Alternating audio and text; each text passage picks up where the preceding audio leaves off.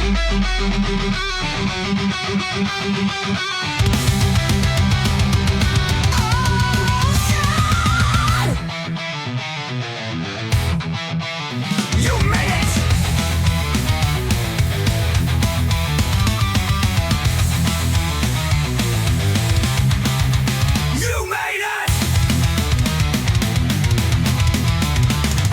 to the mayhem, welcome to the heat, where the food's fucking fire and the talk's elite. No filters, no fakes, just flames and control. If you can't take the burn, better fucking roll. Too fucking hot, tough luck, don't quit. No escape, once you step inside. Feel the flames, nowhere to hide. No rules, no mercy, no fucking filters. This is control, burn, let's fucking go.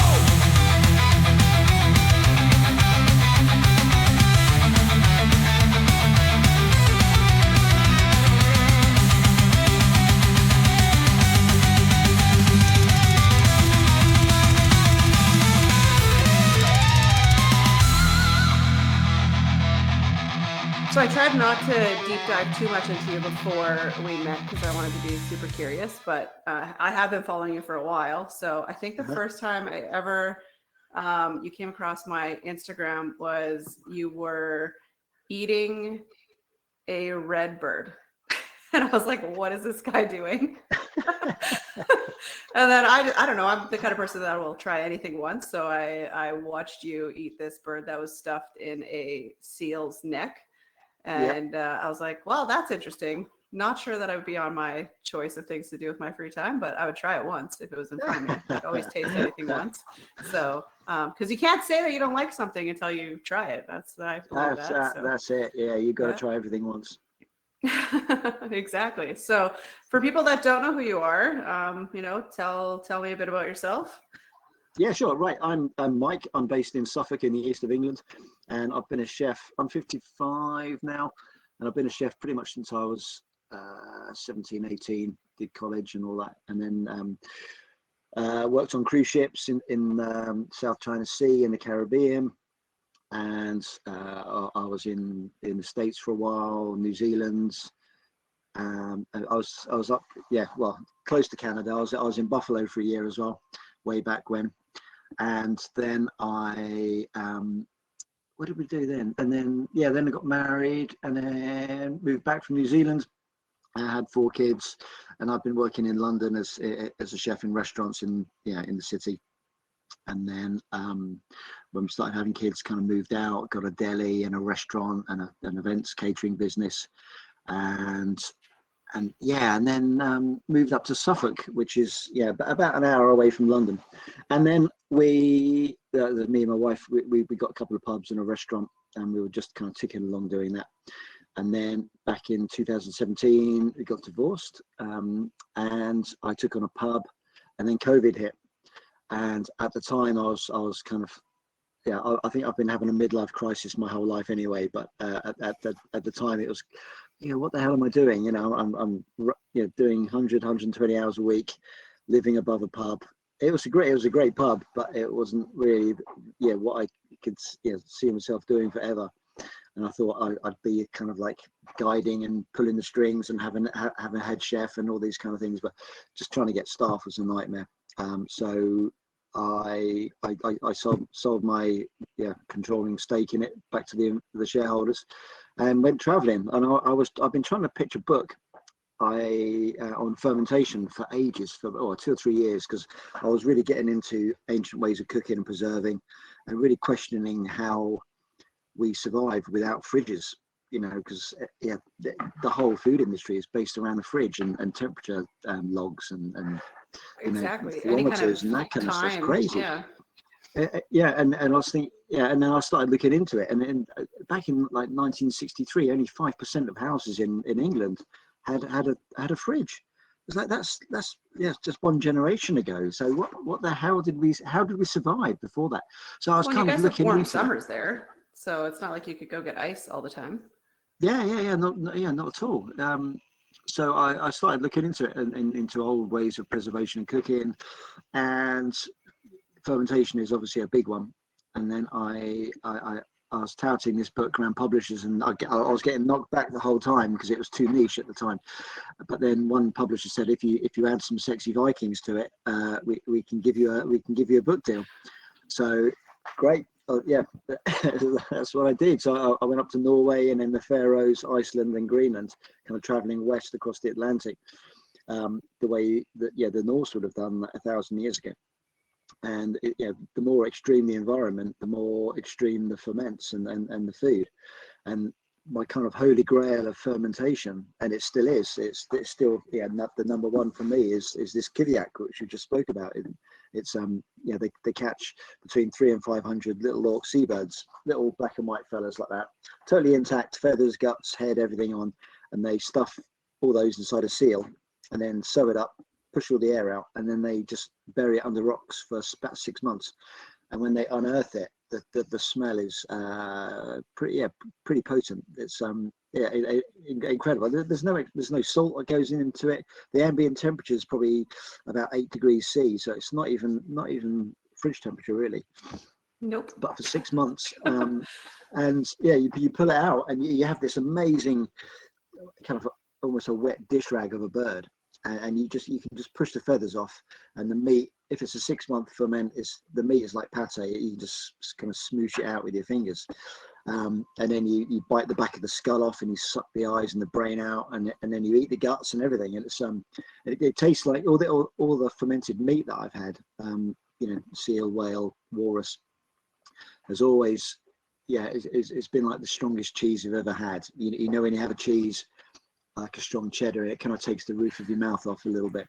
Right. And if you shut your eyes, you'd swear that it was a really strong Stilton that you've forgotten about, and it's been in the fridge for 6 months or so. But you open your eyes and it's got beak, or it's got eyes and a face, and you it doesn't quite match up to your expectation. But it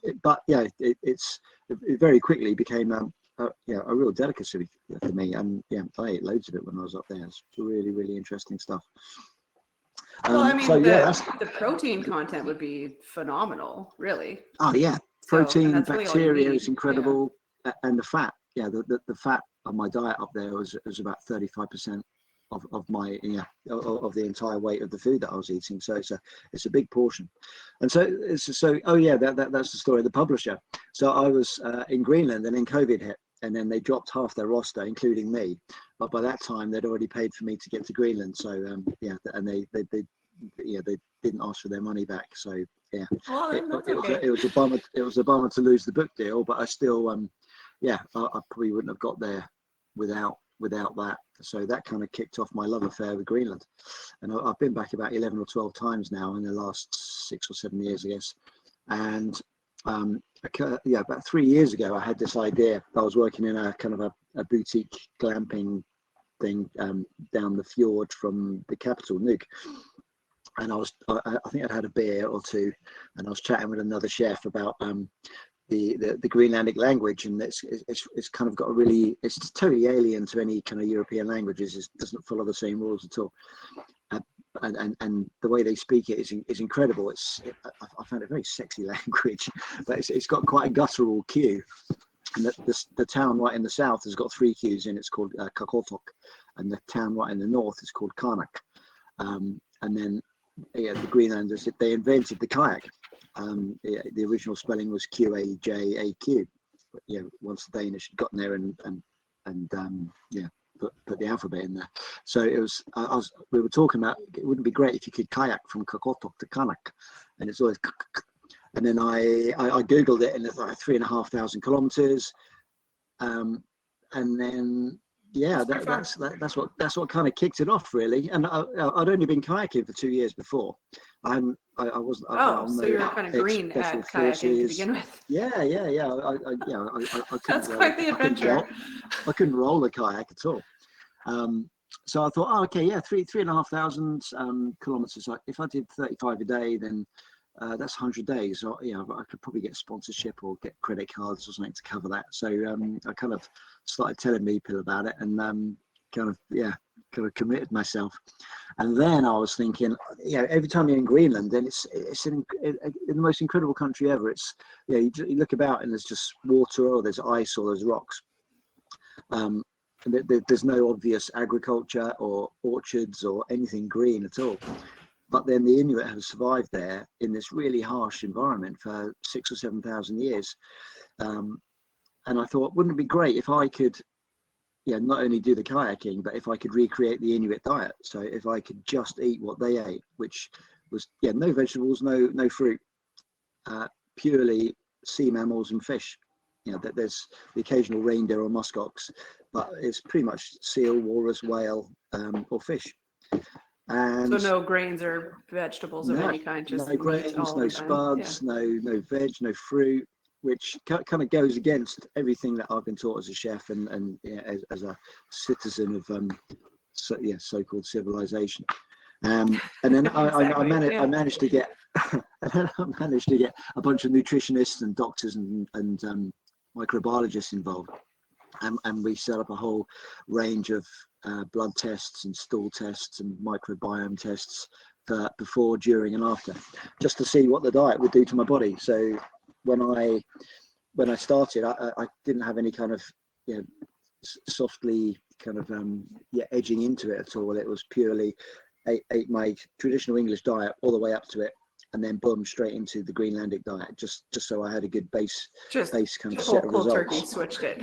Yeah, and the results were incredible. Absolutely, I'd never had so much energy. All my blood markers were improved. My cholesterol was way better, and I lost 2 stone, so 14 kilo in the first 4 weeks, which to me was kind of a bit worrying at the time. A lot, yeah. That was the first time I wasn't a big guy before that, and I didn't think I had 2 stone to lose. But 4 weeks in, and that was the first set of scales I got on, and I thought, oh my word, that's going to be if that continues, at some point I'm going to use up all my energy reserves, and I'm going to pass out and drown in the kayak, and they'll find me in a couple of years washed up in Newfoundland or somewhere. But I carried on with the diet, carried on with the kayaking, and it just leveled out at 75 kilo and stayed the same for the remainder of the kayak trip. And what's interesting is that 6 months later, I got the chance to go back to East Greenland for 2 or 3 months, and I thought, okay, this wasn't kayaking, this was working in a hotel. I thought, if I recreate exactly the same diet but without the kayaking, just to see what the results were. So we had exactly the same tests, and what was amazing was that I lost 14 kilo again in the same amount of time, just going on that diet. It's a keto diet. So not even rowing or anything like that. Which was incredible. So it turns out the exercise had minimal effect on my weight loss, and it's been analysed and talked about now on the BBC quite a lot here, and it kind of corresponds with all the latest data that actually exercise has hardly any impact on weight loss unless you're doing some crazy Olympic training kind of regime, which I can agree to that. I recently lost 75 pounds. I don't know what that is in kilos, but in about just under a year's time. So and it was 100% my diet. I didn't really do a lot of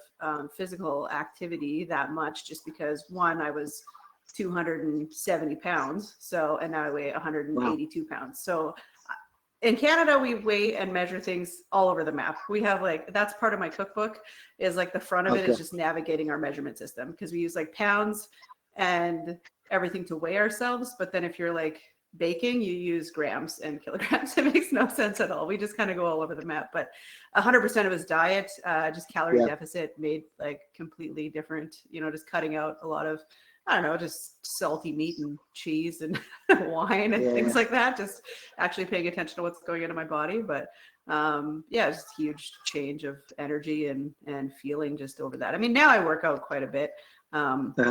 I'm pointing over here because I actually put my studio in my gym and my office all in one space. So but I mean, that's just how it works when you work from home. But I think it's important to pay attention to what you're putting in your body, and that was part of this kind of thing. I mean, little bit of backstory with me. I mean, midlife crisis, I guess. I'm 40 years old, and I work in construction my whole life. Always wanted to be a chef. I actually have food chemistry tattooed all over Oh, my cool. body. This is like Brilliant. caffeine and like all the herbs and spices, right? So it's just, I've always loved to cook, and I wanted to go into becoming a chef and then go through, like, so I did culinary school up until the end of high school. So in Canada, you can take your culinary school throughout high school as just as if it was a trade Okay. to go towards your Yeah. Red Seal.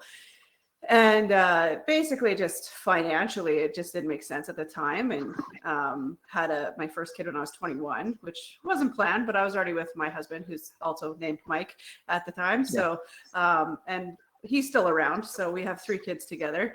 And it was just basically like, I've just worked in construction pretty much my entire life. Instead of that, we have a farm where we try to raise as much stuff as possible. Okay. And then, just kind of keep things and start paying attention to ingredients. But I've always taken pictures of food even before it was cool to take pictures of food. And I've been writing a book for like 7 years, and I finally just got frustrated with dealing with publishers. So I decided to go the self-publishing route because I started putting my recipes on the internet, and then people were taking them and putting them on their own blog. And I'm like, you didn't write in your recipe to go put on your pants because your mother-in-law is coming over. I wrote that. Like that was not you. I wrote that. That was part of my recipe, and you didn't write that. So I wanted to like go the copyright route and do that kind of stuff. And it's extremely expensive. Like I don't recommend it if you're going to go into debt to write a book, because it is like you gotta make sure you got some stuff to pay for the copyright. And that was probably the most expensive part, because I needed to copyright in North America and Europe, because I just kind of looked at my Instagram following and like who would buy the book. But it actually was really well received, and I sold out right away, and I didn't really plan on the printing costs right away. So I had to find like a better printer or like a company that prints things. So it's good. It's going well. And then I obviously like to talk a lot. So I was like, you know what? The next biggest thing is to just do a podcast, because I was looking for people that just want to talk about sources of food and where they come from, and like what we have in our food. In Canada, we try, like there's some stuff that is better, but instead of actually changing the food, they just change the legislation. So the labels can say there's nothing in it, but because they change the legislation on the batch size, they don't actually have to put it on the label anymore. So it's not actually changed. Oh yeah, it's crazy.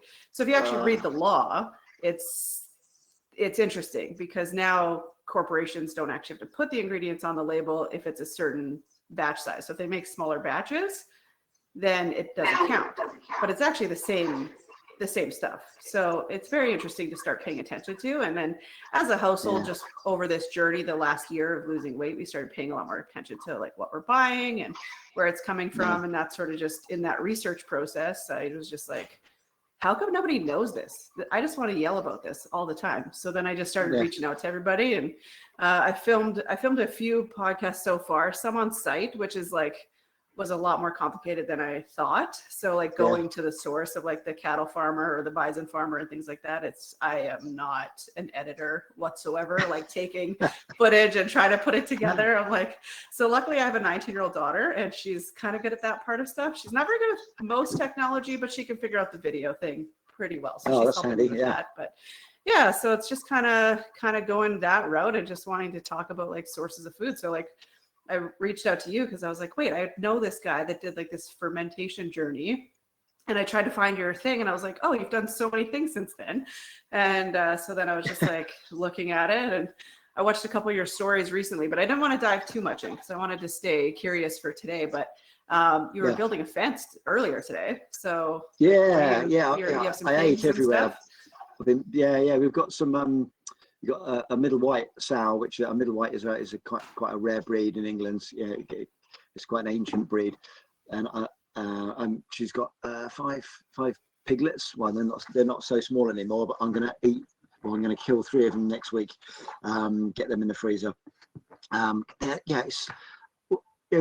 I guess my story since I've been in Greenland, it's totally changed the whole way I look at food now. You know, I've worked in a couple of Michelin star places where there's like 5 chefs with tweezers around the dish and 19 courses and all this kind of stuff, and that just doesn't float my boat anymore, and it hasn't done for a while. This kind of food that I love to eat when I go out is like sharing platters, like wings, ribs, anything. Loads of meat is great, but no knives and forks, just getting in there, and it's that whole package of the community, and just like spending 2, 3, 4 hours talking crap with your neighbors or your friends, and it's the whole package that we've kind of evolved with over millions of years, and that's always been how we've eaten has been as a community. And that's along with pretty much every single aspect of our society and especially our diet and nutrition, it's been totally flipped on its head in the last since World War II really. But then I've kind of gone down these rabbit holes now, and looking back at the agricultural revolution, and then back to how we've evolved with food over hundreds of thousands of years, and that's kind of my next project. I was looking at Greenland because they've still got this really great connection with the hunter-gatherer and how we used to survive, and how we evolved with food. But trying to find anything like that anywhere else around the world is really difficult now. I was supposed to be in Ecuador now, actually, February and March, and then just before I went out, the kidnap situation got really bad apparently, Right. and the insurance went way up, and it was going to be filmed, so the TV company said nah. But the tribe that I was going to stay with wanted payment in flour, sugar, and Coca-Cola. It's like, what? It's like, what am I going to get there to if that's how they want, kind of rewarding for looking after me, is like payment in Coca-Cola. It's just like goes against everything I talk about, so I didn't quite gel. I mean, I'm a 100% believer in like the 80-20 rule. So like 80% of your time you can like focus 100%, and then 20% you can indulge, because there's no way I'm giving up Diet Coke. It's not happening. I know that, and I don't get enough sleep. So both of those things are not happening. Yeah. So what I'm doing now is looking at how we used to eat, or how we've evolved with food over 100,000 years in Northern Europe. The first humans only arrived in Europe about 50 or 60,000 years ago, so we haven't actually been there that long. But the more I talk with evolutionary biologists and archaeologists, it takes between 100 and 200,000 years for our bodies to adapt to a different environmental change. And that pretty much includes food. So what humans were 100, 150,000 years ago is pretty much how we look now. And the food we've got now is 100% different. It's completely crazy. And then obviously that ties in with all the the crazy situation we have now of huge amounts of diabetes, heart disease, autoimmune diseases. It's just a complete disaster. And it's because we're eating such crap. You're talking about looking on the labels. You look on the labels. I don't think anywhere is as bad as the US, but I think Canada, Australia, and the UK are pretty close behind. And you look on a bread in the supermarket, and it says family recipe, and it's got like 15 ingredients. It's got emulsifiers and antioxidants and all kinds of shit. It's like, no, it should have like 3 or 4 ingredients, and that's it. That's all you need in bread. So that's what I'm doing now, and it's really fascinating because it's been 2 or 3 generations since anyone in England or Northern Europe probably had any kind of connection to the seasons or their environment or the food. You ask anyone around here, and they'd be hard pushed to tell you what we would have been eating here 20,000 years ago.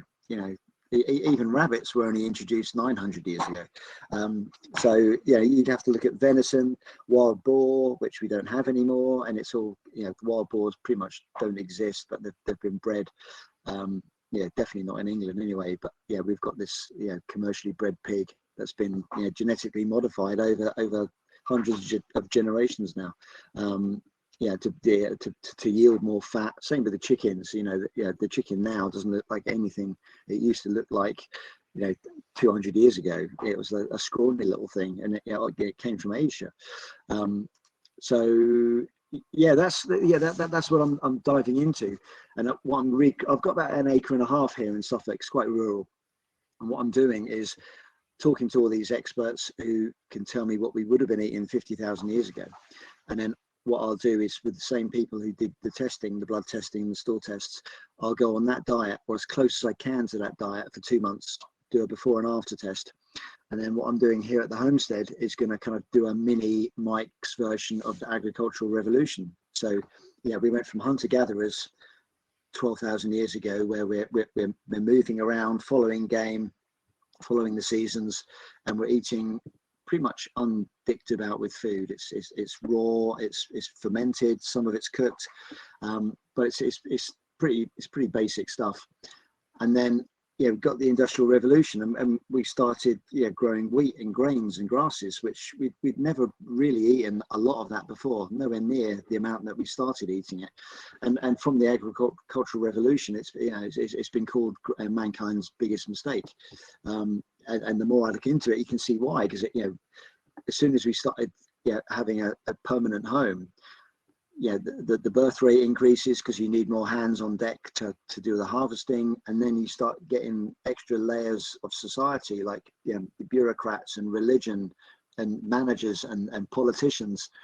And then from there, you develop capitalism, and you develop what we've got today, basically, which most people would agree that's pretty screwed up. When you've got billionaires, every day is a complete car crash at the moment, from originating from the States. It just seems mind-blowingly, it's a really bad situation, and everything comes down to money. And you look around the supermarket now, and everything's telling you healthy this, healthy that, low fat, low calorie, and none of those are doing it for our good. None of it is there because they think it's going to make the world a better place or humans healthier. They're doing it to make money. That's pure and simple. Money is the top of the it's pretty much the only reason why these companies are selling the food. It's whereas it used to be community and health and education for the next generation and all those kind of touchy-feely things you'd call it now. Money didn't even come into it. It was just like the good of the tribe or the band, and they were working together to feed the community. And we've totally lost that within probably 50 or 60 years. It's gone to crazy levels now. We don't have that at all. No. And in Canada, the population is not overrun. We have lots of land compared to most other countries, and like rural areas here are still multiple quarters of sections, or like my grandparents owned a grain farm, and they had multiple sections of land where they grew grain, but their grain was genetically modified, to control weeds, to control pests, all different kinds of things. So in order to actually have anything organic, or even if it is sold as organic, well, what did the neighbor grow? What did the neighbor use on their stuff? You have no idea. Yeah. It's all just a facade, really, and that's opinion based. But at the same time, if I'm the primary cook in my household, I buy all the groceries, and we're a little bit lucky in the fact that we can get, we have a rural space where we can grow our own things or raise our own animals and things like that. But for somebody who lives in a metropolitan area, to go to the grocery store and buy something, you're getting genetically modified chicken that is, if you've ever seen one of these birds alive, they can't even stand on their own 2 feet because they've been rapidly growing to be able to be birth to butcher in 6 to 8 weeks. How is that even okay? We should not be eating that. No, it's crazy. It's insane. It is actually insane. And they're pumped full of hormones and antibiotics because they're kept in such crappy conditions that they've got the crap from the chickens above falling on them, and they need to keep pumping them full of these antibiotics, and they become more and more resistant. So it is mental, and that's what we're doing with the pigs that we've got here. They eat constantly. They're just like an eating machine. So initially you've got an acre and a half. I was thinking perhaps we could grow our own potatoes and Jerusalem artichokes and legumes so that the pigs could eat that. But they quickly polished off everything we could grow. So you've pretty much got to feed them commercial food. And you look on the label of the commercial food, and it's crap. It's full of sugars. It's full of vegetable oil, palm oil, carbohydrates, and it's not what pigs would be eating naturally either. Same as we don't eat naturally anymore. So the pigs that we get, yeah, they're super fatty.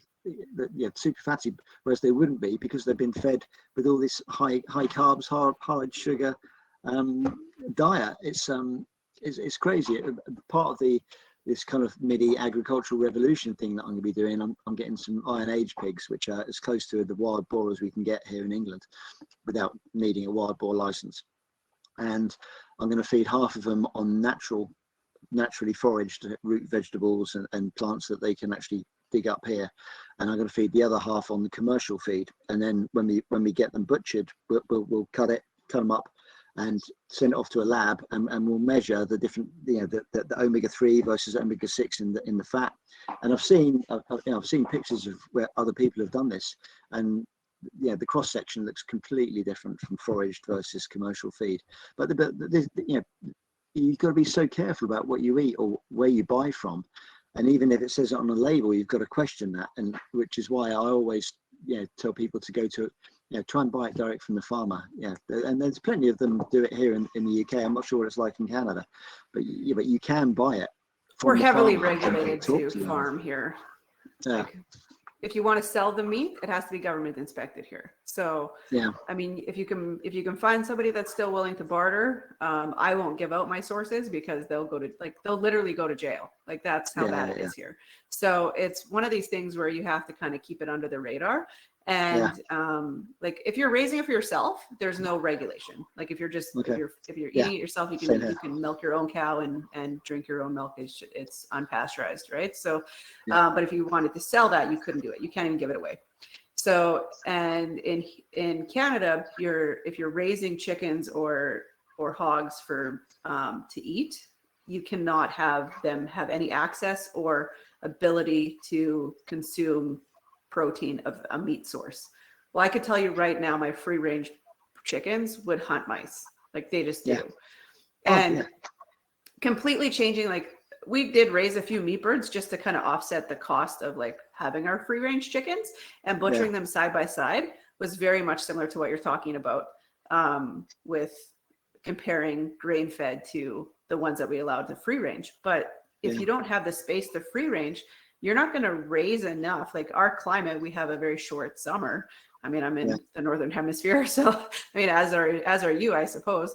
But like right now, we only have daylight from 8:30 till about 4:45 or so at the moment, until we have time change again, which is a whole nother conversation about time change. But but it's like, to compare what you could get in the grocery store, which is pumped full of water, even so that you pay more for the weight, because we sell meat by weight here. And it's just like, if you can find it, at least if somebody's growing it in their backyard, 100% go get it. And we live about an hour from the nearest metropolitan city, so we're pretty rural where we are. So we're limited to grocery stores that are bringing in meat from wherever. So if you can get it from like a local butcher, it's pretty good. But we try to eat like primarily meat and vegetable diet in our household. But obviously, I have a 9-year-old; she likes pasta. So, but if you look at the pasta, you can find pasta that only has 2 or 3 ingredients still, thankfully. But breads here, like, unless you're making your own, which I just started the whole sourdough craze thing. We'll see how that goes. But I don't know what I'm doing. I just raw dog the measurements. I don't like measuring anything. So you're supposed to weigh it all and all this stuff. I'm like, that's too much work. I'm just going to do this my own way and just throw some stuff in a jar. Just go by sight and smell. It'll be fine. It's they didn't have scales thousands of years ago. So it's it is nuts. And we as humans, we're not evolved to eat so much carbs, and definitely not sugar in our diet, whereas the whole global food system is pushing towards more wheat, corn, maize, rice, soy, all this kind of stuff, and kind of the narrative is to push us towards a plant-based diet, which is not what we've evolved with at all. So it's not sustainable either. Totally not. It's really worrying that the way it's going. When I got back off the Greenland diet, when I came back from Greenland, I barely eat any carbohydrates now. I make sourdough, but I make it for my wife and kids. I occasionally have a little bit, because I can't be too full on carnivore.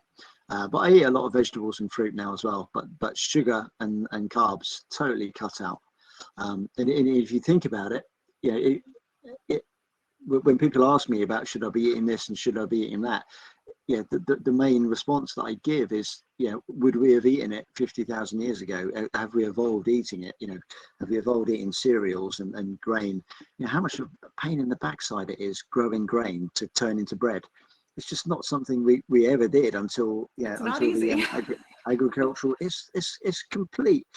It's almost jaw-dropping the amount of work that goes into getting the flour to make a little crappy loaf of bread.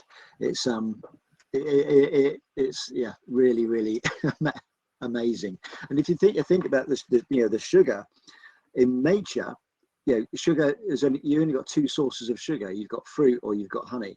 And now fruit, way back, the fruit that we have now doesn't look anything like it used to when we were hunter gatherers. They had great big stones, virtually no flesh. They weren't particularly sweet.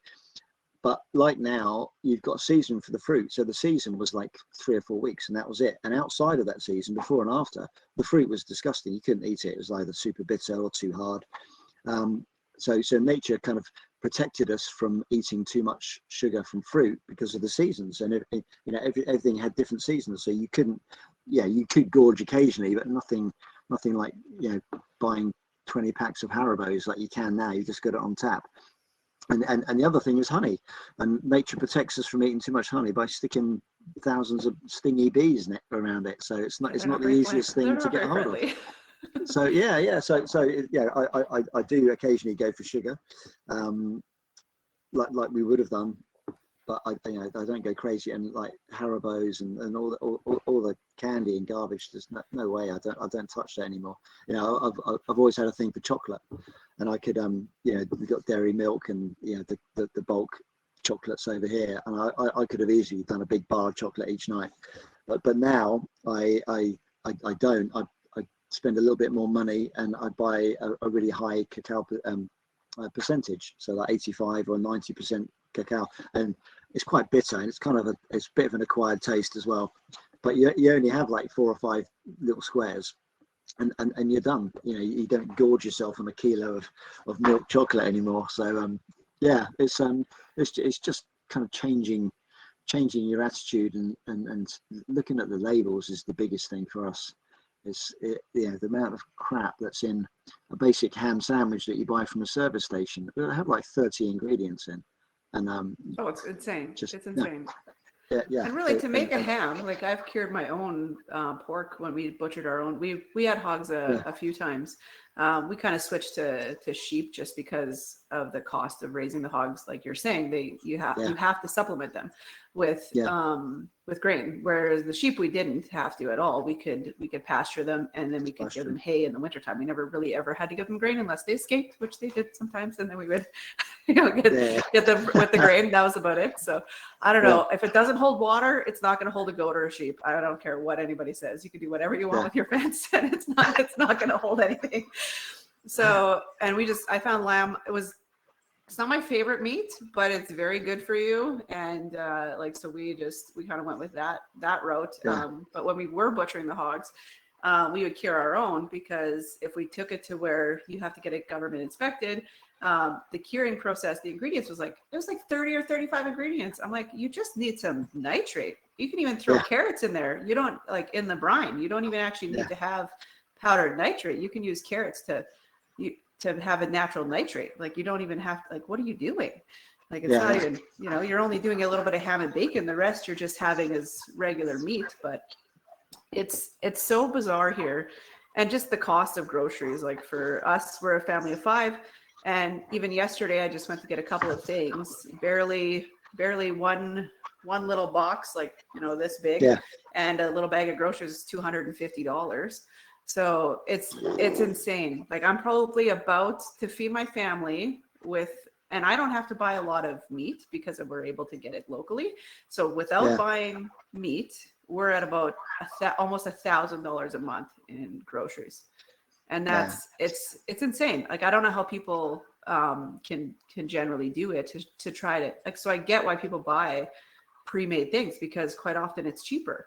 Like you can go to Walmart here and buy a $14 gigantic lasagna that has, you know, meat and cheese and pasta and everything in it. It's $14, but at the ingredient list, they have to print a whole nother thing on the back of the cardboard that you flip over just to fit the ingredients in it. Oh, and I'm my like, God. lasagna should be 5 ingredients. Like it should be this complicated. So, and it's like, you're freezing it anyway. So I don't know how long you want this to last for because of all the chemicals you're putting into it. But so for here, we're kind of a little bit stuck. Yeah, that kind of goes back to, you know, it's a way bigger problem than just the cost of food, because everyone in England and from looking at news, in Europe, Canada, and especially the US are getting so squeezed on, all the other bills are going up, and the percentage that families spend on food has been decreasing for decades now, and the US is the cheapest spend per head. I think it's like 8% of the average family income goes on food in the US, and in the UK it's 9.5%, and Australia is pretty much the same, and I'm guessing Canada's normally around the same as us as well. It's about the same. Whereas it used to be 50%. It's, and now yes, so the percentage that we spend on food has gone down and down and down. It's so tight that we're used to really cheap food, and the only reason for that is because it's got all these chemicals in that extend the shelf life and make it cheaper and are fillers. But the more chemicals and the more ingredients you've got in that, the more it dicks about with your hormone signaling, your insulin, your leptin, and all the messaging that's your body is such a finely tuned instrument, but it can only be that finely tuned in a correct environment, and that is a natural environment without chemicals and all the garbage we're eating. So as soon as you start adding alien substances like emulsifiers and synthetic chemicals and supplements, you screw about with all your body's signaling, it really is that simple. Just you don't have to know the whys and the wherefores. I've read quite a few books, and I know quite a few kind of food doctors and nutritionists who know so much about it all. But what it all just comes back down to keep it simple, keep it as close to its original form as you can, and don't go crazy on the carbs and sugar, and that's it. That's all you need really to kind of get you on that healthy pathway. I mean, that makes sense. I mean, for me, it was just basically cutting out a lot of, just all that crap. I was never a big sweets person, so that was easy to cut out. But, like just overeating, things like that. I had 3 kids, didn't really pay attention to, gaining weight while being pregnant or after being pregnant. I'm like, oh, I'm breastfeeding, I'm eating for 2. Like I can just have whatever I want. It doesn't matter. Going out with friends and, just indulging in sushi. I'm like, oh, I need to make this content because I have this food account. So it's like, it was ridiculous. It was always an excuse of why I could overeat. Right. And it wasn't until a hospital visit. And well, actually, first of all, one of my really close friends died very suddenly in Peru from a heart attack.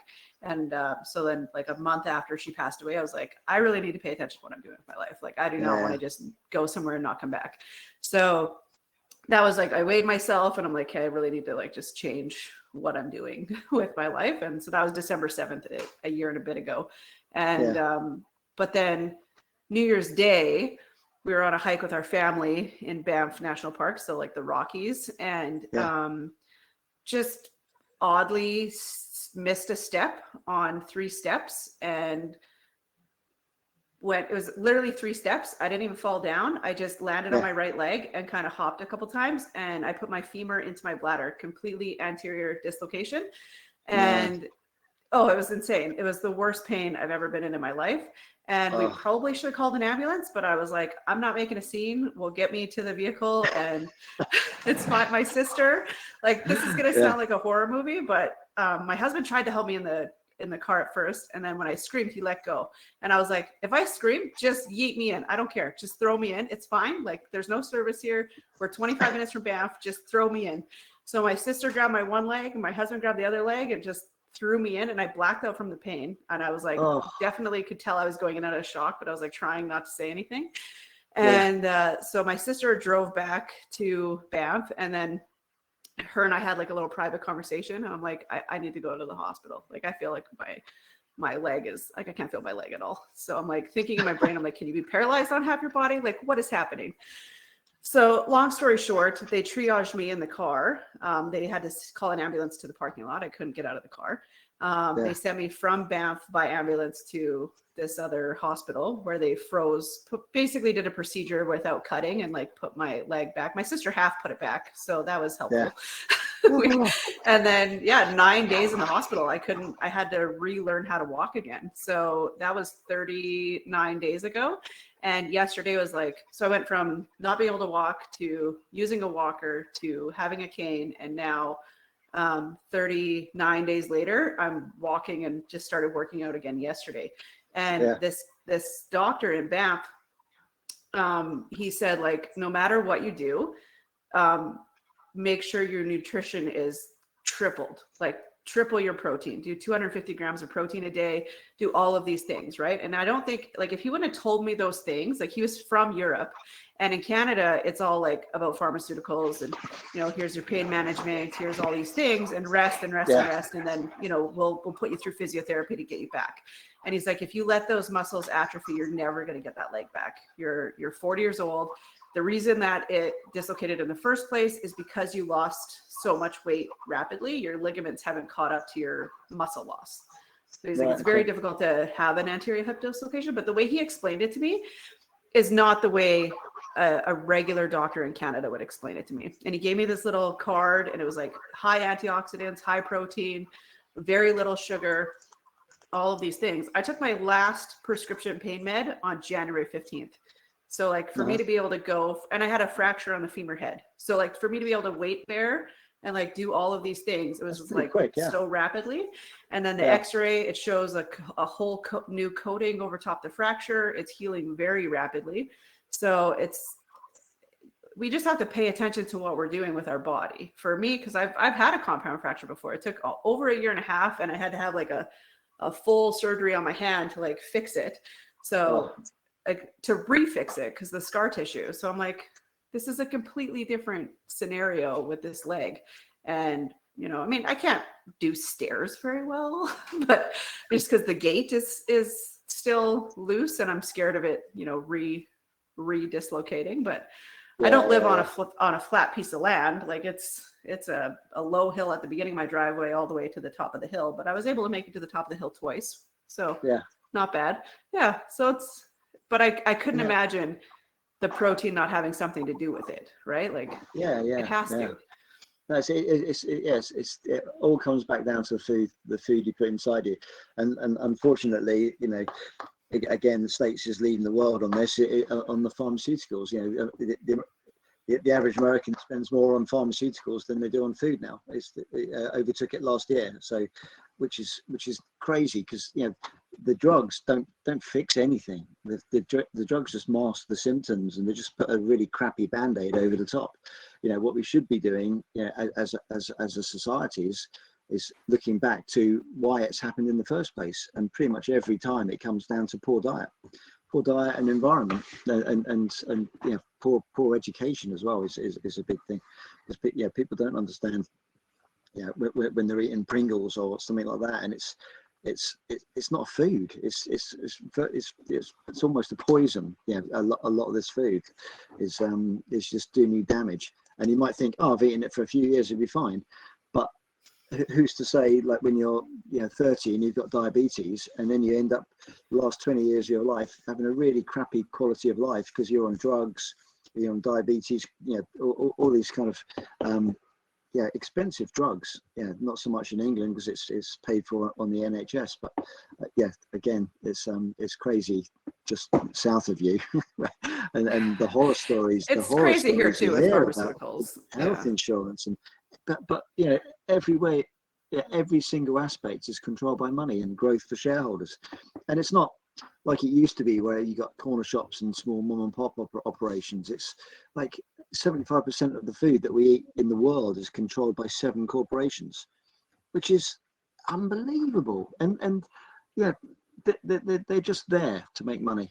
Just constant growth for shareholders, and that's it. And as soon as people kind of wake up to that and look around the supermarket and think, this whole place is just selling poison, just go and contact your local farm, your local unpasteurized dairy, and make a few extra trips. But God, if you can speak to the people who grow the food, and it gives you so much confidence that that you're eating the good stuff.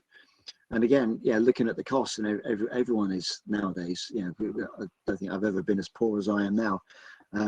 But to cut and scrimp on your food budget is a false economy, because it will just bounce back and hit you in the backside in later life.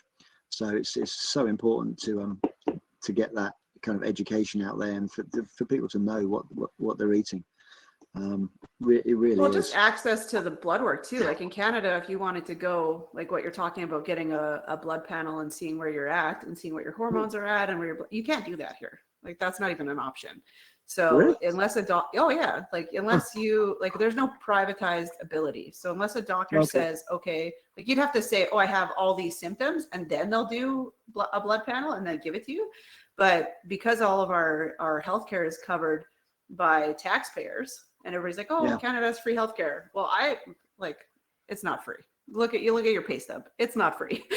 So Okay. we Yeah, pay if- a very high amount of taxes here. So if you want to get the bloods and stuff here outside the regular NHS, you have to go to a private clinic to do it. Like you say, if there's a problem, then they do it on the NHS. But if you see, here you'd have to go to the States and then get your blood okay. work and then come back. That's So interesting. But yeah. even now they've got those glucose patches, they stick on the back of the arm, and it connects to an app, and it will measure your insulin in your glycemic index. So it will tell you on the app when you're spiking. So if you get up in the morning and have a great big bowl of oats and some orange juice, your sugar levels are going to go crazy high, which and then your body releases insulin, and then if you keep it going up and down all day, you're snacking and eating garbage all the time, then you just putting more pressure on your body. So even something simple like a patch is a really good way of measuring how you're doing. And that's something you can do in Canada. Those are readily available. So I mean that's good to measure your stuff. I mean, before I lost this weight, I had a little bit of a scare with the liver. So they're like, oh, you have a fatty liver, which apparently I had since in 2006. But again, with our healthcare system, they don't give you information unless you say you have symptoms. So I'm able to just go get my blood work whenever I need to, and they'll let me know where my stuff is at, and I can, because technically I would be pre-diabetic with the weight that I was at, right? So now it's a little bit more of a struggle, and like because I'm now under 200 pounds, there's just like, oh no, you're managing, it's fine, you don't need any assistance from medicine, right? Okay. So it's like, okay, but I would also like to know where my blood work is at with this diet that I've been doing. Like, is it helping? Is it not helping? Like, so I have to pay privately to have a CT scan to see if I still have a fatty liver, because the biggest way to get rid of fatty liver is to lose, over 20% of your body fat. And it's like, okay, well, I've done that. Can I have a CT scan now? And they're like, well, you're under 200 pounds, so you don't qualify to have it covered by like Medicare. And I'm like, okay, so how much is it? And then also I'd have to wait 3 years, right? But if I pay privately, the $700, I can go tomorrow. And I'm like, okay, so there is actually not a shortage. You just would rather I pay $700 and get this done right now. Yeah, exactly. Yeah, it's crazy. Yeah, it is. It And that's part of this whole thing. And that's why I named it controlled burn in the first place, is because it's a forest fire, and we can't put it out. Like it's way too far gone. Our civilization is way too far gone. All we can do is make little changes, just as if we were trying to do a forest fire, and just control where the forest fire is going. Make little changes inside your household. Read the labels, and if you think that it's a good processed ingredient, it's not. Go look at the actual legislation of that company and what their batch sizes are and what they're doing, because that's public information. So you can actually go get it and see like what's actually going into it. Just stick to the outside of the grocery store. I mean, they're starting to put processed stuff in the outside of the grocery store, but if you just stay away from those aisles and shop more often, it's difficult for us because we're like an hour from any kind of major grocery store. But like you said, make multiple trips, shop smaller and for a week, but we have refrigerators, so might as well use them. We don't have to stick our meat in a seal neck and ferment it for 6 months. We can if you want to, but fermented stuff's great as a backup. And canning as well is really big in the States. Is that big in Canada? Canning, pressure canning. If you live in the rural area, lots of people can things and have gardens, because that's a great way of preserving food as well. But drying is a good one. But another thing that I'm doing now is looking into where that line is between fermented and rotten, because when we first came out of the trees like 1.5 million years ago in East Africa, and transitioned from a predominantly plant and fruit diet onto being scavengers and then into a full-on meat diet. Most of the meat that we would have eaten, especially at the beginning, because we had smaller brains, so we didn't have the ability to make tools and bows and arrows then. So the meat that we got would have been from chasing off scavengers from carcasses. So the food the meat would have been fermented, would have been like roadkill basically. That's like 2 or 3 weeks old. So what I'm doing is fermenting meat now, just to see what effect it has on me, and if it actually makes me sick. And so far, touch wood, it hasn't at all. And I gave a talk in Mexico two years ago.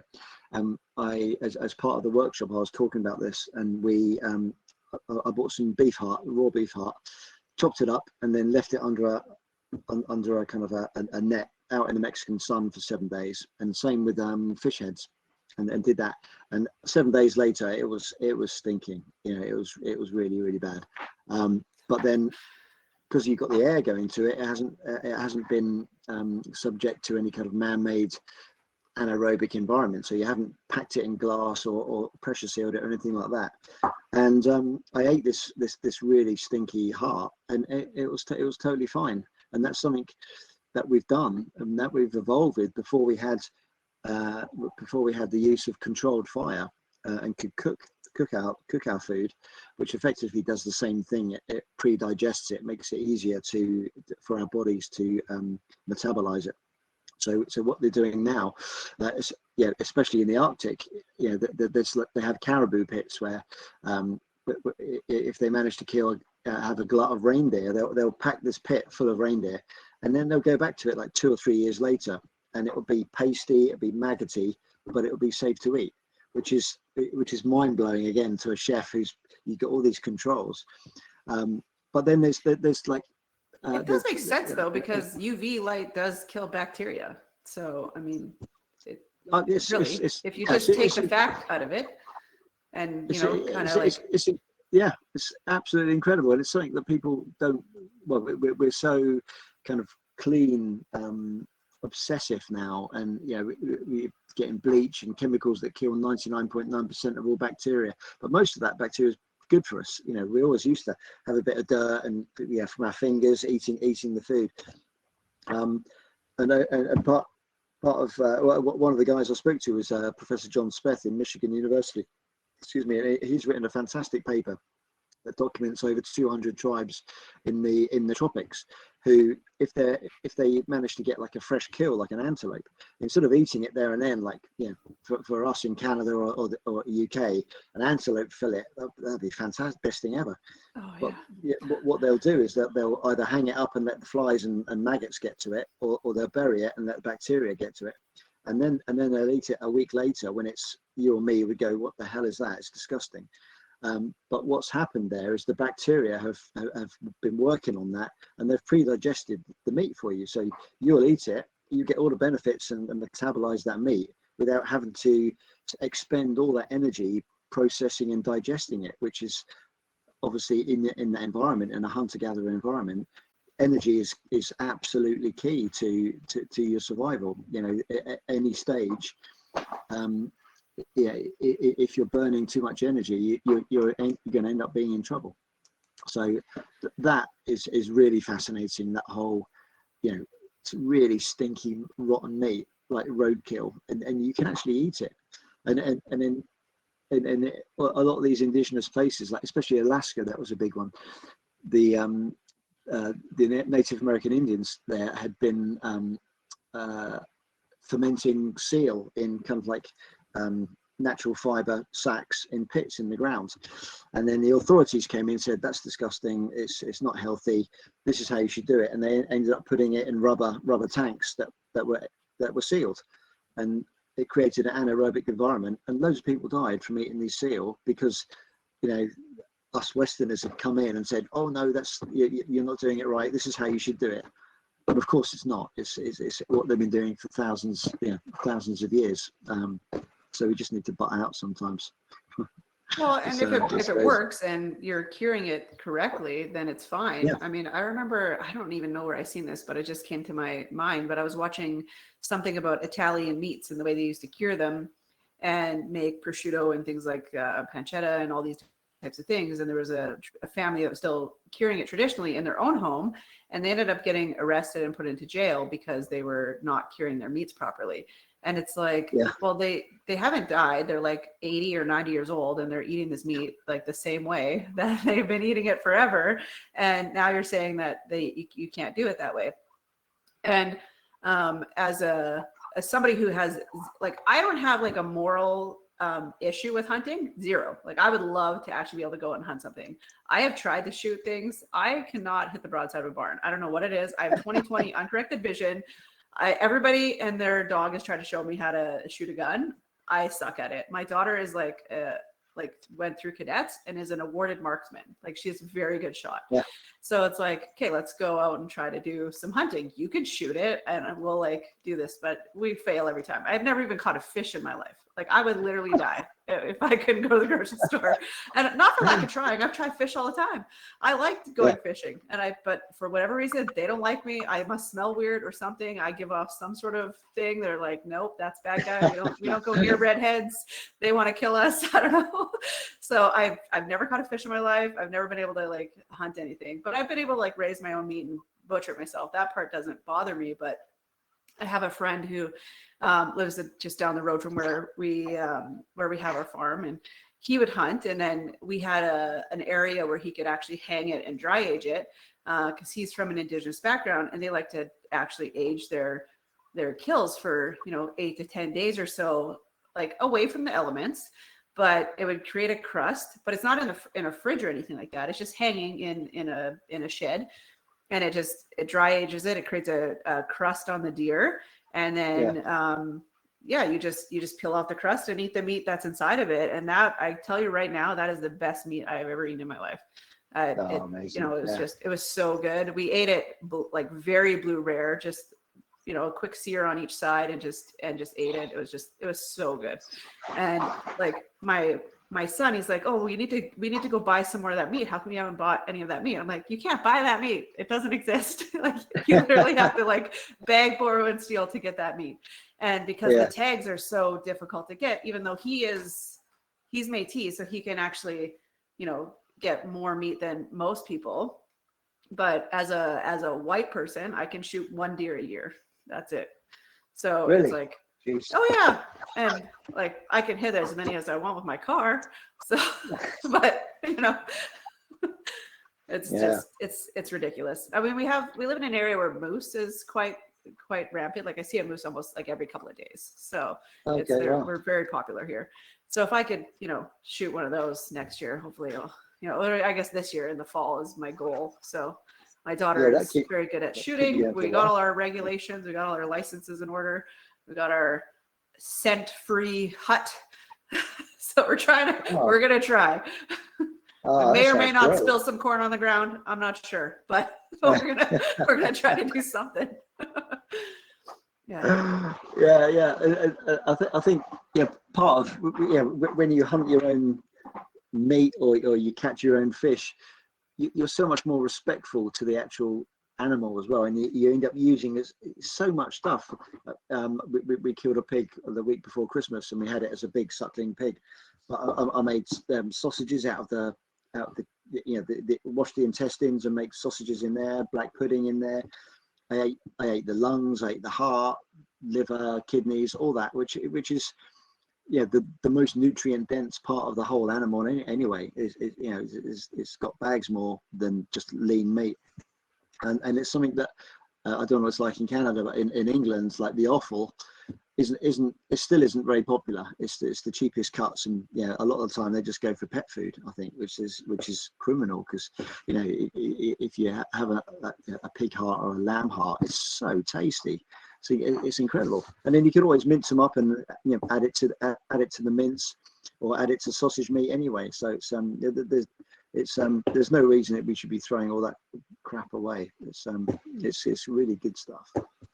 In Canada, it just has to be labeled like blood sausage if they use the organs in it. So you can still get it, but it's very uncommon. Like you have to go to a specific butcher and ask for it, but usually it just goes to the dog food part. Even the ground meat, like the parts that they take out of it would go mostly to dog food. Like when we did our own, we ended up with way more than we would buy.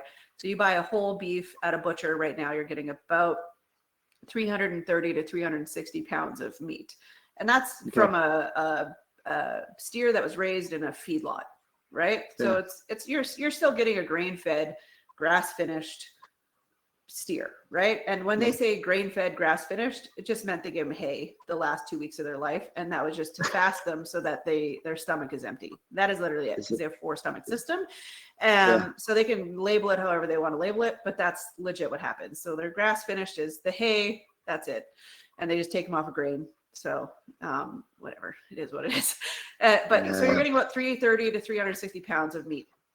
When we did our own, we raised a steer. We bought a bottle baby from somebody and raised it. So it was a Holstein cross, which is generally a dairy cattle. And so it doesn't get very big. It generally does not yield very much beef. It's not meant to be a beef cow. And we had almost 475 pounds of meat off of that. So it was a smaller breed, not supposed to have as much meat. And we pasture raised it and then we wintered it. So it was like almost 18 months, right? So it wasn't very big. It wasn't very old at all. And then I just wanted to push it to June so that it would be on fresh green grass when we did butcher it. So we did have to grain it a few times just over the winter, because we noticed that he was losing like a little bit of weight, but we did that quite often over, like, we've had the farm for 20 years. So we try to do quite a bit of cattle as much as possible. My neighbor also has cattle, so she was able to help share pasture and things like that. So we have similar views when it comes to raising meat. So like and you have to use antibiotics sometimes, like if they cut their leg open and things like that. But if it was ever anything that we were planning to eat, we would never use antibiotics. We would just, keep it clean or move it to a different area.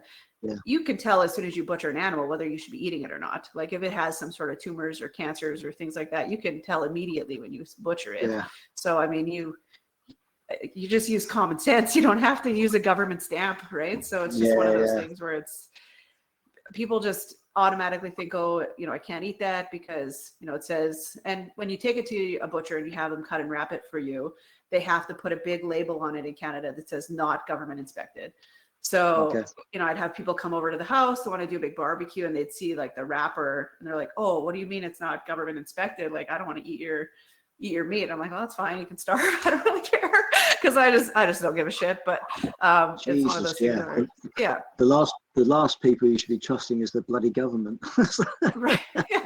Like, who did they hire? Somebody that they're paying minimum wage that has like nothing degree whatsoever. They're looking at it. So you're gonna trust that guy to look at your meat and put a sticker on it or whatever. You don't even. To me, like if you're bringing it to a butcher, I'm skeptical. Like, am I getting my own meat back that I raised, or are you giving me something else? You never know. So we like to just kind of do it ourselves, and we're lucky that we have this hunter neighbor or whatever that was able to, he had like a kind of a butcher area set up in his garage, and we had an area that we could cut and wrap our own stuff. But it's not Michelin star cut meats or whatever. But it works. Tastes, So tastes great though. Yeah, in England you can kill your own animals as long as it's not going off the property and it's not for commercial use. So if it's your own consumption, then that's great. So I just had a gamekeeper friend came round, shot the pig, instant death. As far as death goes, it was a good death as well. Beats getting loaded up in a trailer, going 50 miles to a slaughterhouse where it's in a queue, a slaughter queue for 2 hours. So it was feeding and then boom, instant, and then strung up in a tree and butchered it, and it was the best pork I've ever had. It was great, but at the back of your mind, you've always got that it's been fed on commercial feed. Really gets me. So I think it's gonna be quite interesting, all these experiments that I'll be doing on how much of a pain in the backside it is to actually go through the agricultural revolution type stuff and growing wheat and getting honey and raising a dairy cow. So that's going to be quite interesting. And actually from there, I'm going to take it to the next stage as well. So I'll have a 2-month stint on kind of evolutionary foods from like 40 or 50,000 years ago and measure my bloods then. And then I'll go for the agricultural one and have a before and after on the bloods then. And then the third stage will be industrial revolution. So that's when we start into UPF, ultra processed food. So, while I won't be down McDonald's or Burger King every day, God forbid, I will be having a kind of, as close to a normal British diet as I can nowadays. So I think at the moment it's like 70% of intake calories come from processed food, like ready meals, pizzas, all that kind of stuff. So if I go onto that for 2 months, I'll I'm going to hate it, because I'm not going to, I know now I'm not going to feel great. I'm going to put some weight on. I think I'll have to go for another kayak expedition once I finish that, just to lose the weight again. Yeah, well, you probably need a lot more naps too. Like I find the biggest thing is with the change in my diet over the last year is that I'm not tired. I don't get I love coffee. I'll probably never give that up, but I don't need a coffee at 2:00 in the afternoon to stay awake to function throughout the day. And I mean, I'm not perfect. I definitely indulge. I had a donut yesterday, but it's like I feel like you have to have like some sort of balance in your life to kind of keep it real.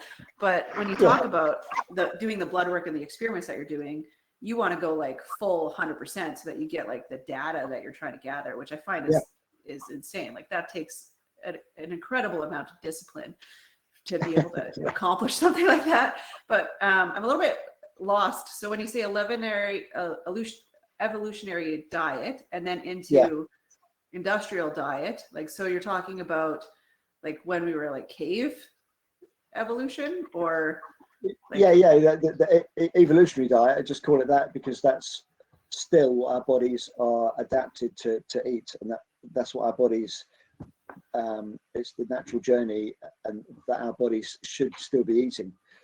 Even like 10,000 years ago when we started upping our carbs and during the agricultural revolution, we're eating more wheat and corn. That's not what our bodies have adapted to, and people are still gluten intolerant now, and also dairy intolerant. Over half the population of the world are dairy and I are not friends.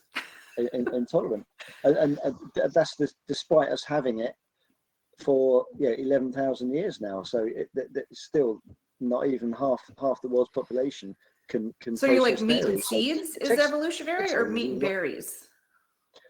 On the cheese, if you're talking American cheese, then no, because that's not even a food product. But if you get, it's plastic. If you're going for a natural cheese, if you go, especially an unpasteurized cheese, then that's fine on the diet. I drink loads of unpasteurized milk at the moment, loads of it, and that will be part of the agricultural diet for sure.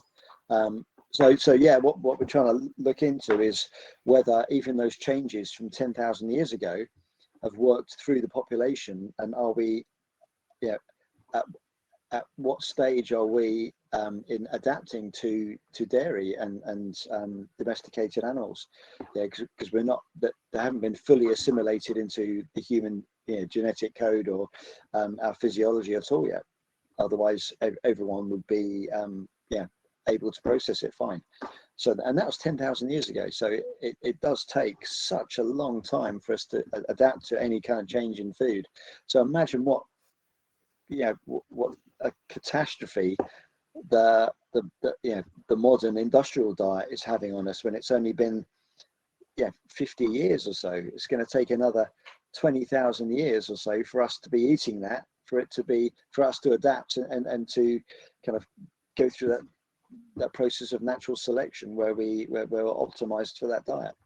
So, and it's not going to happen because it's getting exponentially worse and more chemical based. And if Bill Gates and all that gang have their say, then none of us will be eating meat soon. And so that'll be an interesting one. Yeah, I have a really hard time. I struggle with people that want to become a vegetarian, and I'm very much pro-choice. You can do whatever you want with your life, as long as you're not affecting the lives of children. I don't agree with any kind of altering of your body chemistry when you're under 18. When you're over 18 and you're a sane adult, you can do whatever the fuck you want. I don't give a shit. But it's just, I don't care. I'm very much, you can make your own decisions. But I feel like you should be allowed to have all of the information in order to make those decisions.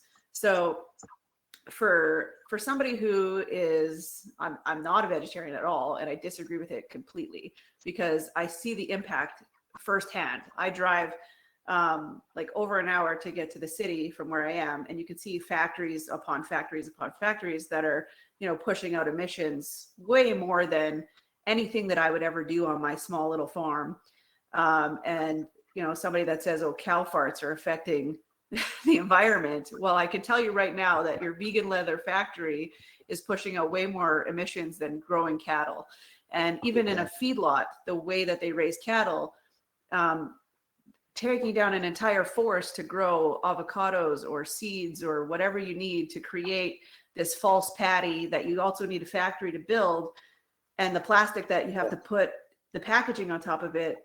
I don't understand it, because it's like, to me, it makes zero sense how that would be better for the environment than going out and hunting and killing an animal that, grazed its entire life in a forest that's natural for us to feed it. And I understand that we have too much of a population that we have to have some, agricultural growth of an environment. But I feel like if everybody had a similar mindset to it, and I'm not saying I'm right, but I like to look at both sides of the equation equally. And I can't wrap my head around that being better at all. Yeah. Like, I don't understand where that comes from. The whole legislation and nanny state government interference is absolutely nuts. You can buy unpasteurized milk here in England, but you can only buy it directly from the farm. It can't be sold through a supermarket or a third party, which I'm quite lucky. There's 2 farms within like half an hour distance from me, which is great. But then on the flip side, you've got supermarkets that are selling billions of pounds worth of alcohol, and it's advertised on TV as a really cool thing to do. Look at the damage alcohol does to the world's population. It's drink driving, cirrhosis of the liver, or any A&E department at a hospital on a Friday or Saturday night. Half of the people will be there because they've been drunk and they've been attacked or they've been in a fight. So to have this incredible double standard of restricting super healthy food, and again, it's people's right to have it, but then they're promoting, because they get the tax dollars and everything from the sale of alcohol. Suddenly it's okay to do it. It's like, they should be in the court for selling poison and stuff that screws up humanity like that. It's and it's not just that. It's anything UPF is really bad, and I'm pretty sure that 99% of the population understand that it's bad for them, but as to what degree they think it's bad, or think I'll be fine on it, it's okay. It's one of those things that drives you bonkers when if you actually sit down and think about it, you go crazy. Nuts. You really do. And I feel like if you're trying to look for something, like, you know, as somebody who understands, like, you know, most people commute, they have to commute like over an hour to get to work. They have to work, you know, 8 to 4, 8 to 5. And then they have this standard to live up to of having their kids in everything. Right. So, I mean, I have 2 kids that played AAA hockey. I get it. My youngest, I feel like if you're a new parent, you should just pretend that hockey is something that's on TV. It doesn't actually exist in real life. It's not real. So just so you can put some money back in your own pocket. So I have 3 kids, and the youngest, thankfully, is not into hockey. So it's a little bit easier. But the older 2 are very much into hockey. And my oldest being a female, as soon as she turned 18, there's really nowhere for her to go. And she had a traumatic brain injury 2.5 years ago, where she fell off her horse and the horse ran her over, and she has a hematoma on her brain. She's doing really well now, but just the healing process through that changed her path. Like, she wanted to go into animal nutrition and veterinary medicine. It worked out. Like, the universe works in mysterious ways, because now she absolutely loves her plan to be a farmer and to go through.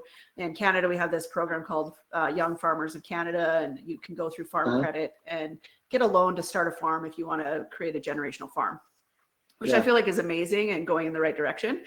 So I think that like, it worked out well in the end, but the pharmaceutical thing that they wanted to put her through, and the regimens they wanted to put her on in the hospital and in the ER, I was just asking questions like, what are you giving her? And then we have this government organization here called CFS, which is like Child Family Services, was like basically coming down my throat about me questioning her care. And I'm like, I'm not saying that you can't do it. I just need to know like what you're doing. It's a brain injury. Like, you want to install drains in my kid's head. I need to know why. Like, I should be allowed to ask these questions without being, you know, whatever.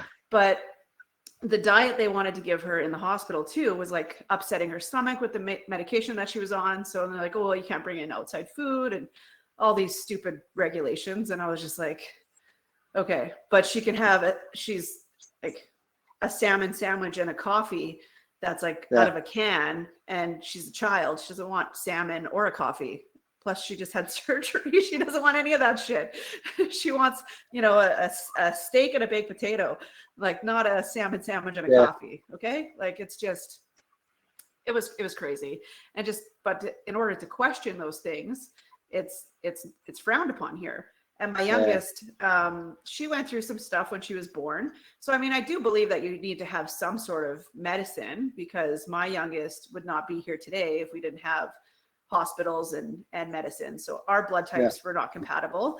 And I had to have a blood transfusion after my son was born. And then she was born 6 years later. So they didn't realize that I had these antibodies in my blood. And so when she was born, her bilirubin was in the levels way over 400. So she was very jaundiced, very fast. And so the first day of her life was, you know, an ambulance trip to the major children's hospital and a full blood transfusion. So they took out all of her blood and gave her all brand new plasma. So it was like one of the craziest days of my life, but she's going to be 10 in about a month. So she's fine now, but it's like, to question the blood transfusion, we were just like, well, it's like this or she's dead. Like, we weren't allowed to ask questions. And it's like, well, I'm not saying that I don't want to do it. I just want the information. So, and it was basically like, well, if the bilirubin reaches her brain, there'll be brain damage. I'm like, okay, that's what I need to know. Just tell me why you need to take out all of her blood and give her new blood.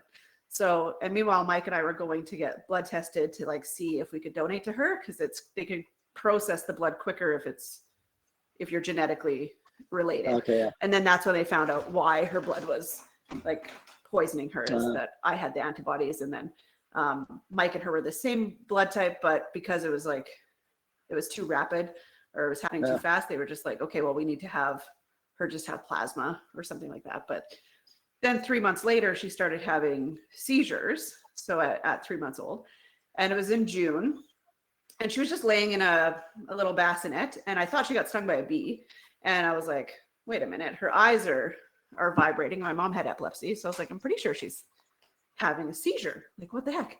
So then we take her Yeah. to the ER, and she stayed in the hospital, and then they wanted to give her phenobarbital, which is fine, but I still asked the question, like, what kind of side effects and things like that. And we're basically, I was just shut down and like, well, it's either this or we can give you a government order that she has to be on this medication. And if you don't give it to her, then she could go into foster care. And that's how they treated me, just for asking Oh questions. my God. And I was like, dude, I Ridiculous. just want to know what you're giving my kid. Cause like, and I'm not anti-vaccine at all. Like, I feel like we should vaccinate against, these diseases that have been eradicated.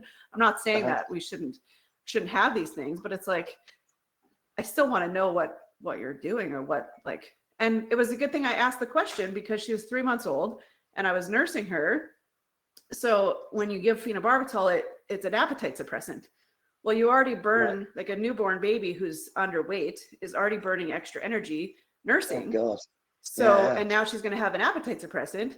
So like, okay, do I supplement with formula or not? Like, I need to know. Like, so then we ended up buying a scale so we could weigh her to see how much she was actually eating and stuff like that. It's like, if you wouldn't have told me that like if I wouldn't ask the question, I wouldn't have known that the phenobarbital was like an appetite suppressant or anything like that.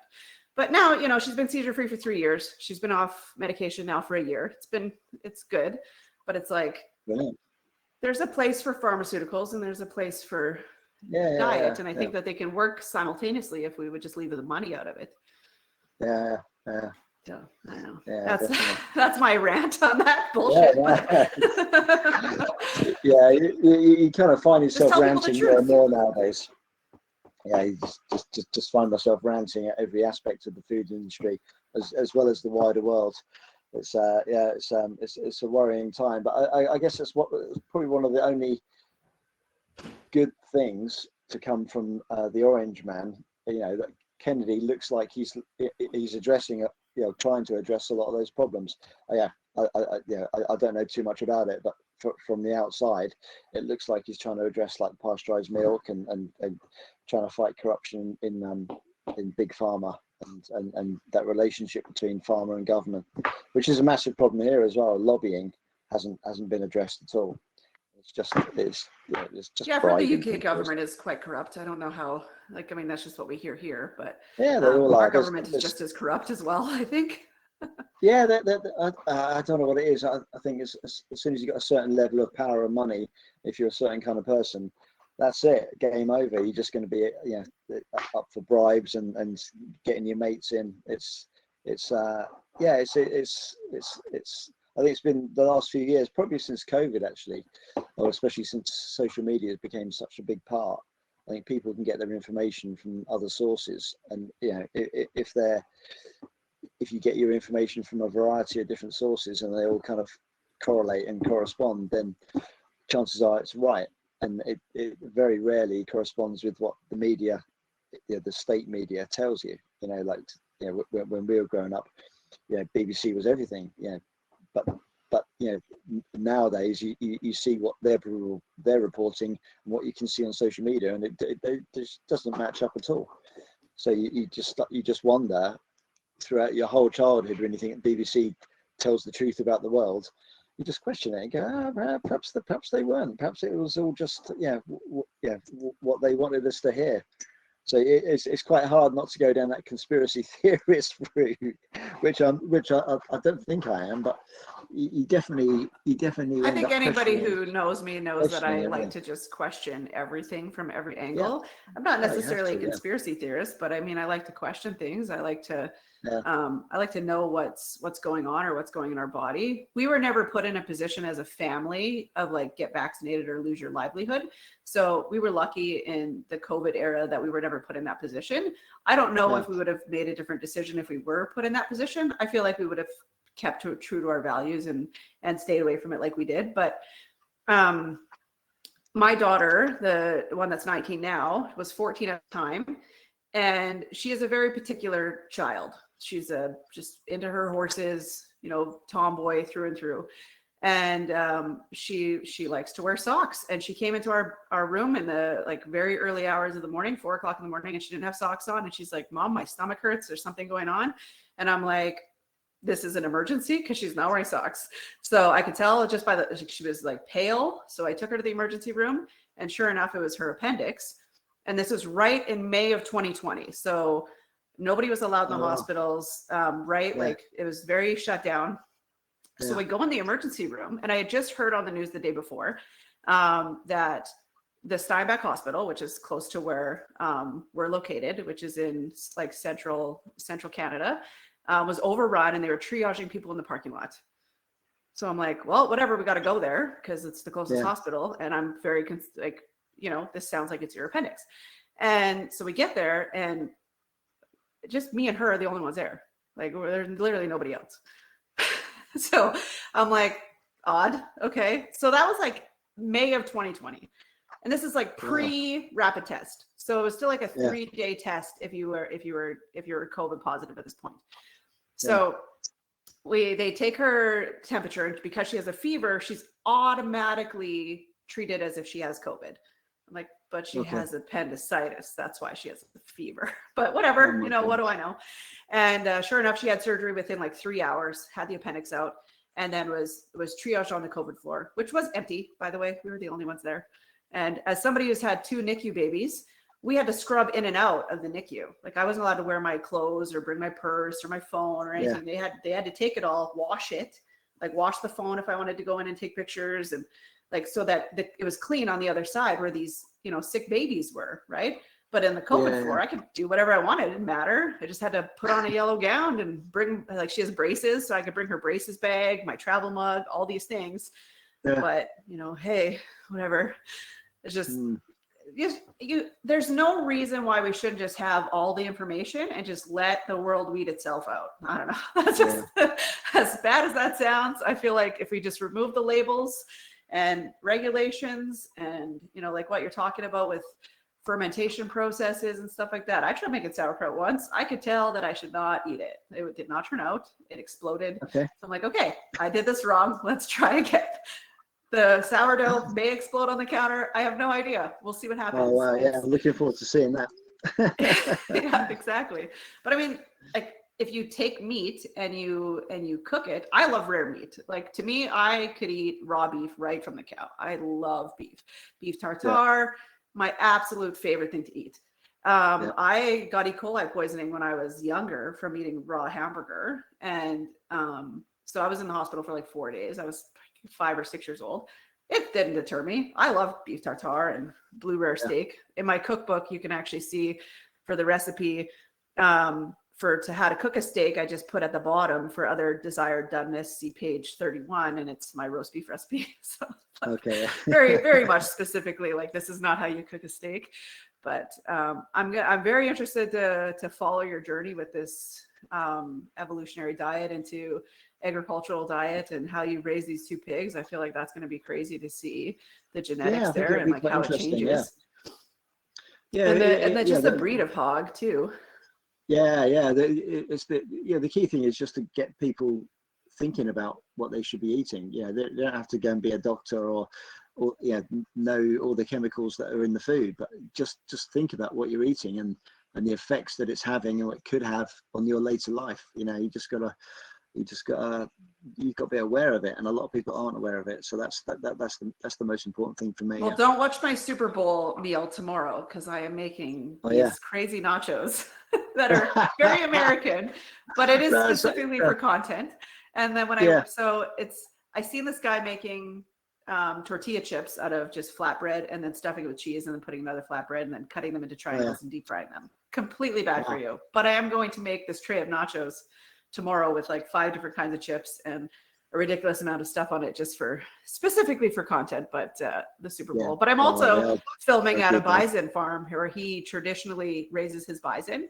So he has enough land that he can have the bison buffaloes, the same thing here, but he has enough land that they can graze year round. And where we are, it's very cold, like it's like -20, -30 degrees Celsius. And so in order to feed them hay, he actually harvests the hay off his land and then gives that back to them. So, and he's been raising the same bloodline since I think it's 1978 or something like that. So he's trying to like push for this generational bloodline of these bison that are like traditionally supposed to be here. So that's the one that I'm filming tomorrow with him. If Wow, that sounds the great. weather works out. Pardon me? That sounds great. I'll keep I'm super keep a excited to do lookout for it. that. Yeah. Yeah, wow. And he Yeah, sells good his stuff. meat in the grocery store, so you can actually like buy stuff directly from Okay. him, which is great. It still has to be gone through the Canadian process of being vaccinated and having all this crap. Like we're not allowed to have unvaccinated. They have to be vaccinated for blackleg, and bison don't even get blackleg, so I don't understand it. So it's like it's one of these things. It does not make any sense. Our regulations here. Crazy, isn't it? You cannot Yeah, buy it's unpasteurized anything, like unpasteurized cheese. You're literally not allowed to buy it for human consumption here. So oh my god. it's crazy. So yeah, it's Yeah. Again, doesn't make it any comes back sense. to you got to give the consumer the choice. You know, You did, it's, yeah. Everybody should you have their own can't choice what they're putting in their body. you can't outlaw it because obviously, yeah. If we started dairy 10,000 years ago, pasteurization only happened in what 1920, 1890, something around that. So it's 100 years of pasteurization. So for 9,900 years, we've been having unpasteurized milk. It's like, come on. Yeah. I would love to actually try unpasteurized milk because dairy and I have never gotten along. Like I say that I'm lactose. I mean, I tolerate the lactose, but if everybody else around me that doesn't tolerate when I have it, because it's not a good scenario. Oh, that's a bit like sourdough because it's fermented. It's a lot easier on gluten intolerant people, and it's the same situation with unpasteurized milk and lactose intolerant people. So if you can get your hands on some, then it would be interesting to see if you had a reaction from that. So I'm very curious to see how it would bother me. Definitely would have to stay home for a couple of days just in case it does bother me.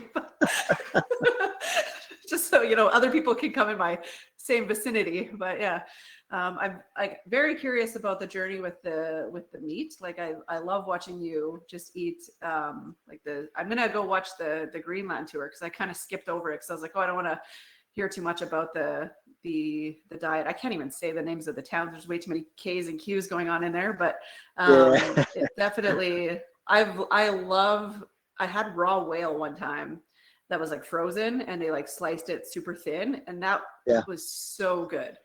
Very, very good. And it was just somebody tasty. That I worked with. Her dad lives up in Nunavut, which is like our Arctic area up in Canada, one of the territories. And he had brought her a piece of it. And it's just the flavor. I was expecting it to be salty because it's like it was, but it's not. It tastes like the ocean. It tastes so fresh, and it's just beyond anything you could ever imagine. So it was just so good. Yeah, it's good. And then you got the whole, that whole should you be eating sentient creatures and all that. But I think, again, throw it back to evolution, and yes, that's totally what we've been eating for thousands of years. And where it gets ridiculous for me is when you start commercial whaling, which is I'm totally against. It's disgusting. There's no reason to do. Well, we can't even get halibut anymore because it was commercially fished, right? So but if it's subsistence farming or fishing like it is in Greenland and Nunavut and wherever it's I haven't got a problem with that. But, I think if we can get back to that, if we can get back to our roots where we are just eating what's in season or what's sustainable and easily renewable, then it makes sense. I mean, we can, as a civilization, especially like if you look at the earth and you look at the populated areas and the non-populated areas, there's no reason why we can't get back to that, even with the 7 billion people on the planet. Like if we just start paying smaller attentions and things like that, I mean, there's things that we can do as a civilization to make things differently. And I think where all my research is going is looking at the global food system and what a disaster it is at the moment, because it's purely money based. I think that there is a possibility of having a hybrid between like the old ways and using modern technology. So I think the way forward is to bring it back to localized food hubs, but all those hubs are connected to each other. So you've still got the logistics and the transport going on, but you're not so kind of sucked into the food system like it is nowadays, and it's totally globalized. So seasons don't matter, where it comes from in the world doesn't matter. Like you can go to the supermarket down the road here, and we grow loads of apples in the UK, got loads of different apples, but you go there, there'll be a range of 10 apples, and probably 1 or 2 will be from the UK, and the rest will be South African or New Zealand or Spain. It's nuts. That came here on a truck or a boat. Yeah. No, it's just don't have it, and strawberries at Christmas time or asparagus, from Peru any time of the year. Don't supply it. But you're going to have like asparagus riots because people haven't got their asparagus at a different time of the year. You're going to cause an uproar right now. Yeah, just don't have it. There's enough other foods going on. It's anyway, it's another rant. We live in an area where asparagus grows wild, so and then if you actually pick that asparagus, you can eat it raw. It tastes so good, and like it's just it grows right in the ditches or along the train tracks, and like you can just go forage for it. And mushrooms like morels and things like that you can find relatively easily in season, right? So it's like, but people that it kind of becomes a fad. And then they go pick it, and you have to understand, like, if you pick all of the morels, you're not going to get any more. You need pores to grow more. Like, are you not?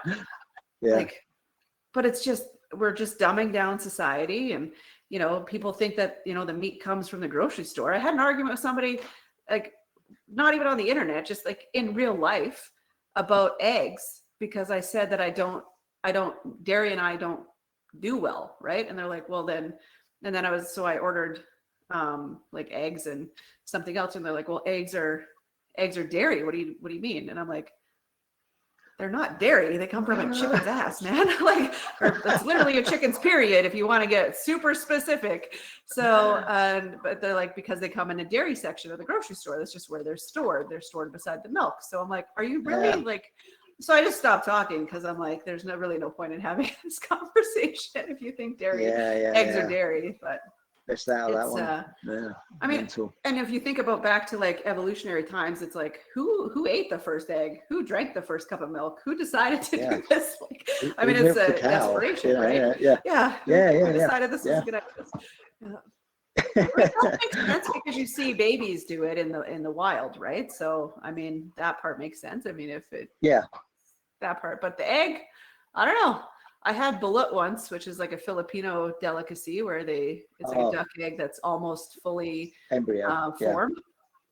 And I'm of the mindset I'll try anything once. I've had the weirdest things I've had is like dried cow's blood, fried rattlesnake, and probably this balut. Other than that, nothing as exciting as what you've consumed. But the balut just tastes like a boiled egg. Like it didn't. I was so surprised by it. Like I was eating beak and feathers and everything.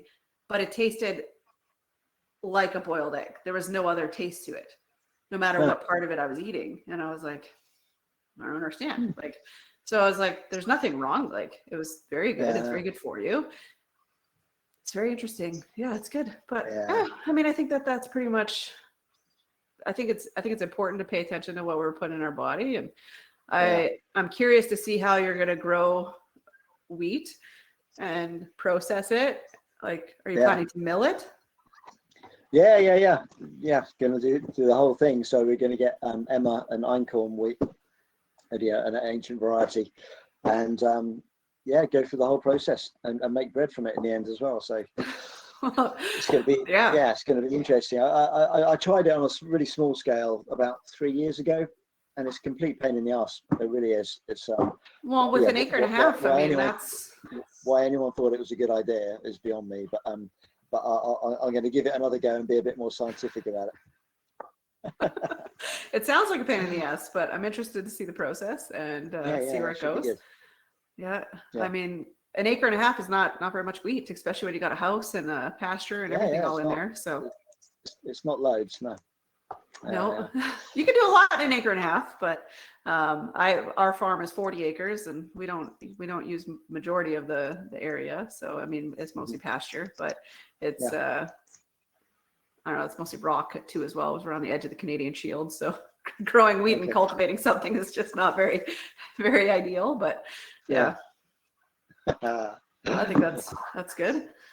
But yeah, it'll be interesting. I want to follow along, and maybe we'll have to chat again in a year, and you can let me know what what happened with it.